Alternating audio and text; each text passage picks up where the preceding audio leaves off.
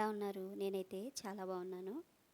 Welcome back to my channel Suni's kitchen. Like చేయండి, share చేయండి, subscribe చేసుకోండి. ఈరోజైతే సొరకాయ టమాటాతో పచ్చడి చేసి చూపిస్తానండి. సింపుల్గా చేసుకోవచ్చు, టేస్ట్ అయితే చాలా బాగుంటుంది. రైస్లోకైనా, చపాతీకైనా, దోశ అయినా, పొంగల్ చేస్తాం కదండి, పొంగల్లో కూడా చాలా బాగుంటుంది. టేస్ట్ అయితే చాలా బాగుందండి. ఎలా చేశానో మీకు చూపిస్తాను. సింపుల్గా చేసుకోవచ్చండి. చాలామంది ఒక కూర, ఇగురు, పచ్చడి కావాలంటారు కదా.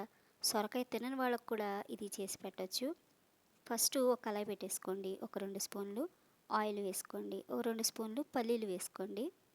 పల్లీలు వేసుకున్నాక 1 స్పూను పచ్చెనగపప్పు, అలాగే 1 స్పూను పొట్టు మినపప్పు వేసుకోండి. పొట్టు మినపప్పు లేదనుకోండి, మామూలు సాయిపప్పు ఉంటుంది కదా, అది వేసేసుకోండి.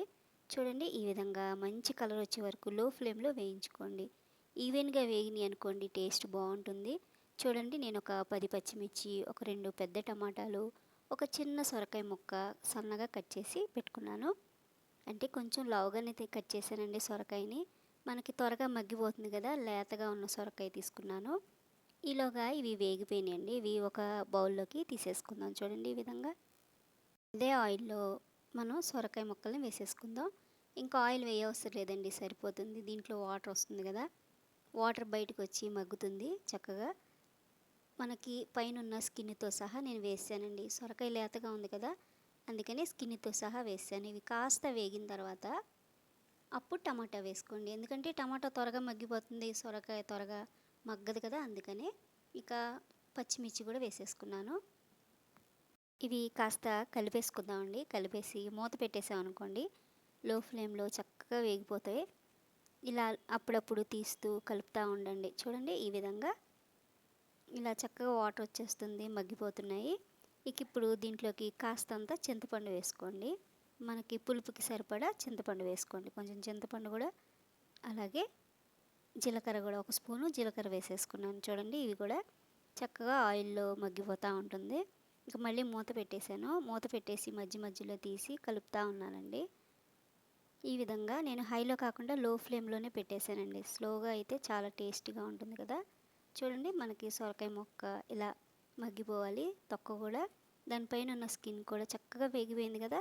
ఈ విధంగా వేగిపోయాక మనం పొయ్యి కట్టేయడమే. ఇవి చక్కగా చల్లగా అవుతూ ఉంటాయండి. ఇక ఇప్పుడు ఒక మిక్సీ జార్ తీసేసుకుందాం. ఫస్ట్ మనం పల్లీలు, అలాగే పచ్చెనగపప్పు, మినపప్పు వేయించి పెట్టుకున్నాం కదా, అవి, అలాగే ఒక 5 ఉల్లి రెబ్బలు కూడా వేసేసుకొని, అలాగే పల్లీలు ఇవన్నీ వేసేసుకొని సాల్ట్ వేసేసుకుందాం అండి. అంటే మనం ఫస్ట్ నుంచి సాల్ట్ వేయలేదు కదా, పచ్చడికి సరిపోయేంత సాల్ట్ వేసేసుకొని ఫస్ట్ ఇది మిక్సీ పట్టేద్దాం. చూడండి, ఈ విధంగా మెత్తగా మిక్సీ అయిపోయింది కదా. ఇలా తిక్కోకుండా చక్కగా నీట్గా తీసేసుకోండి. ఎందుకంటే ఇది అడుగు నుండిపోతుంది, పైన ఇది మెత్తగా పచ్చడి ఇది సాఫ్ట్ అయిపోతుంది కదా, ముద్దలు ముద్దలు అయిపోతుంది. అందుకే పొడి పొడిగా చేసుకున్నాక అప్పుడు ఈ సొరకాయ ముక్కల్ని, టమాటాలు, పచ్చిమిర్చి, చింతపండు, జీలకర్ర అన్నీ వేసేసుకొని ఇలా ఫైన్గా పేస్ట్ చేసేసుకోండి. చూడండి, చాలా చక్కగా అయిపోయింది కదా. ఇప్పుడు ఒక బౌల్ తీసుకొని అందులోకి షిఫ్ట్ చేసేద్దాం. చూడండి, ఈ విధంగా చాలా సింపుల్ అండి. టేస్ట్ అయితే అసలు మామూలుగా లేదు. పచ్చడి అయితే చాలా బాగుంది. ఇక నేనైతే కొత్తిమీర దీంట్లో వేసి మిక్సీ పట్టలేదండి. ఇలా సన్నగా కట్ చేసి దీంట్లో ఇలా పైన వేసేసాను. అక్కడక్కడ కొత్తిమీర క్రంచీగా తగులుతా చాలా బాగుందండి. తినేయచ్చు, కానీ దీనికి పోపు పెడితే ఇంకా బాగుంటుంది కదా, అందుకనే పోపు కూడా పెట్టేశాను. ఆవాలు, సాయిపప్పు, జీలకర్ర, కరివేపాకు, ఎండుమిర్చి, కాస్త ఇంగువ వేసానండి. టేస్ట్ బాగుంటుంది, ఇంగువ ఫ్లేవర్ కూడా. ఇక ఈ విధంగా తాలింపు వేగిపోయింది. ఇక దీంట్లోకి తిరగమాత వేసాను. టేస్ట్ మామూలుగా లేదండి. పచ్చడి పోపు పెట్టేశానండి. చక్కగా టేస్టీగా సింపుల్గా మనకి సొరకాయ పచ్చడి రెడీ అయిపోయింది. మీరు సొరకాయతో పచ్చడి చేయాలంటే ఈ విధంగా చేసి చూడండి, ఇంట్లో అందరూ మెచ్చుకుంటారు. Thank you for watching my video.